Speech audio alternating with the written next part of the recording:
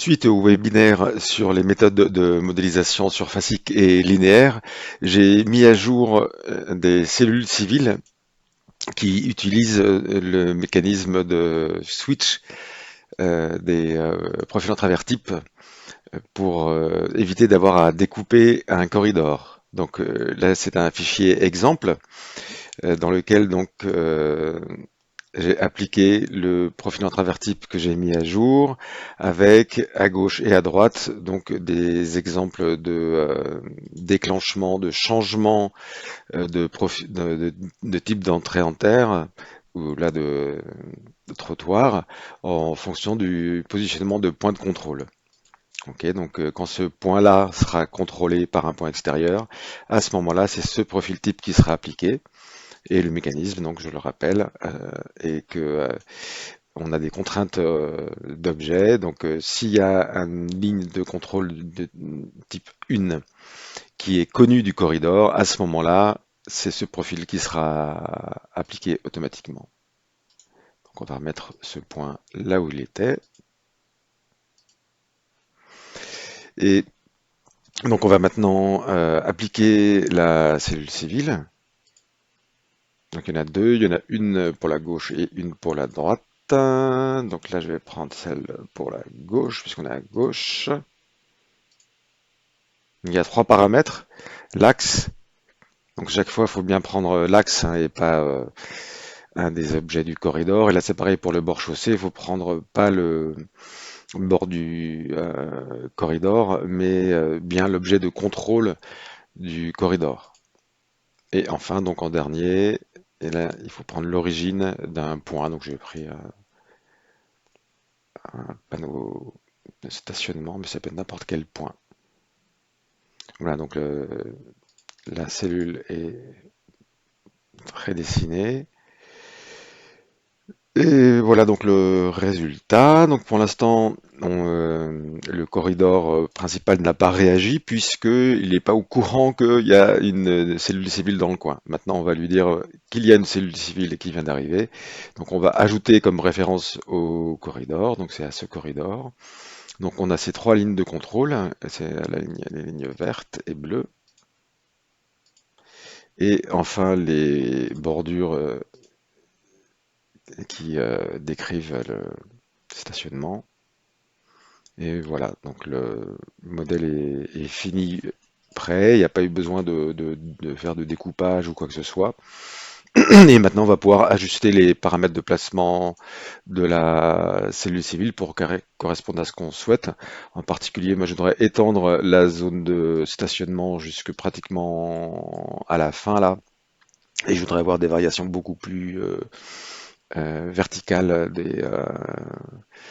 de l'introduction des zones de stationnement.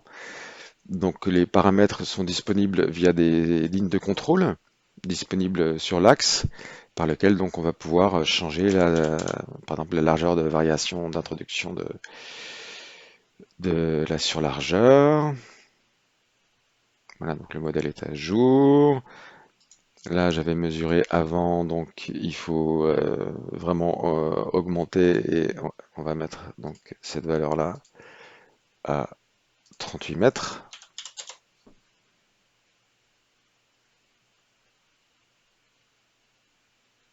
Donc les mises à jour sont assez rapides, comme on n'a pas de découpage de corridor. Et enfin, donc la dernière zone de variation, de la même façon, on va la réduire à 20 cm.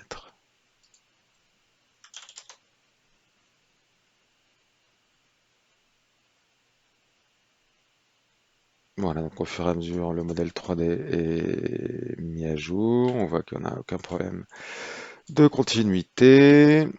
Et donc, ah oui, la largeur, on va ajuster la largeur. Donc pour la largeur, c'est un objet de classe construction qui est situé sur ces objets-là. Voilà, c'est cet objet-là. Et je sais plus, et on va le changer à 3,20 m.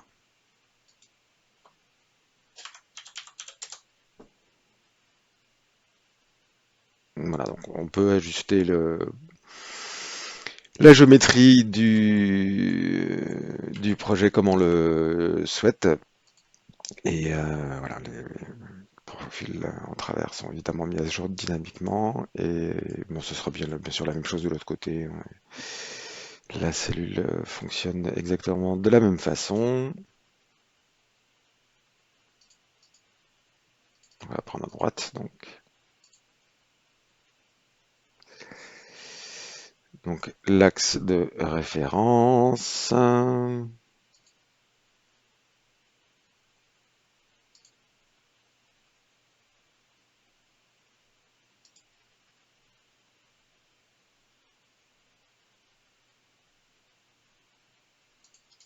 Voilà, non, rien de particulier, hein.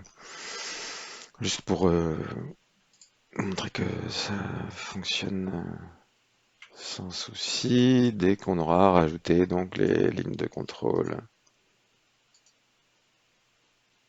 Donc le corridor.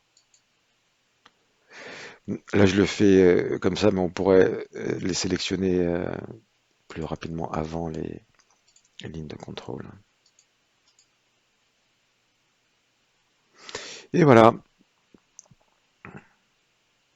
Donc voilà une façon assez simple et rapide de modéliser des places de stationnement sans avoir besoin de faire des coupes, donc grâce à des cellules civiles qui possèdent des lignes qui vont contrôler donc l'application de différentes solutions pour les entrées en terre, enfin pour les entrées en terre de façon à faire de la place pour les places de stationnement quand il y a les lignes de contrôle qui sont en face.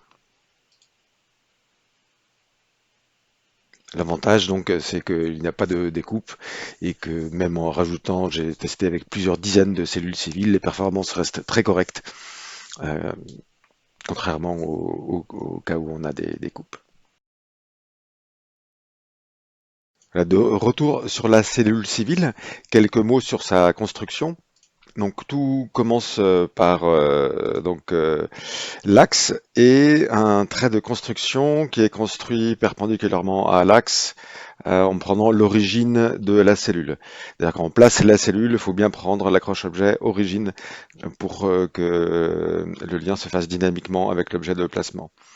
Et ensuite, par rapport à ce point, donc j'ai créé des décalés le long de l'axe qui vont servir à positionner ces traits de rappel et donc positionner les autres éléments sur lesquels vont s'accrocher les différents traits de construction. Ensuite, donc, il y a des traits de construction, des décalés, toujours les mêmes techniques de création de décalés et donc de l'objet de construction. Voilà, donc si moi je montre que les objets sources et les objets de construction. Donc au départ, il y a tous les objets de construction dont je viens de parler qui sont créés ici par rapport à l'axe. Ensuite, c'est ces traits de construction verticaux. Et ensuite, les traits qui vont servir à construire la cellule civile elle-même avec des déports partiels qui vont construire la géométrie. Et ceux-là sont en 3D, hein, donc euh, on dépend aussi par rapport à cet objet 3D là. Et voilà, et ensuite on applique des modèles linéaires, il n'y a rien de particulier. Oui, si ce n'est donc pour les abscisses de début et de fin des objets, des lignes de construction, il y a une petite astuce pour forcer la fermeture des corridors, puisque vous remarquerez que quand j'ai appliqué cette cellule civile, je n'ai pas eu besoin de rajouter de points clés, ce qui est souvent le cas quand on utilise ce genre de technique de modélisation urbaine. On a des dents creuses là et on doit rajouter des points clés. Et là, en fait, les points clés, ils sont rajoutés par ces objets de contrôle. Donc le fait de rajouter ces lignes comme lignes de référence va rajouter leur sommet comme point clé. Et donc en particulier, là, j'ai créé un point clé qui est situé 1 mm euh, à l'intérieur de la cellule civile. Et pour créer cet objet, donc j'ai créé une ligne de 2 mm, puisque à 1 mm, on est au seuil de tolérance d'OpenRoads. Donc j'ai créé une ligne de 2 mm et cette ligne-là s'accroche au milieu de cette ligne-là. Voilà, ce qui force un point de calcul du corridor principal en recouvrement de la cellule civile. Voilà, ça marche dans 99% des cas. C'est pour ça donc que quand donc on place la cellule civile, on a une couture correcte entre les deux plateformes. Voilà, j'espère que vous avez trouvé cette vidéo intéressante. Bon projet.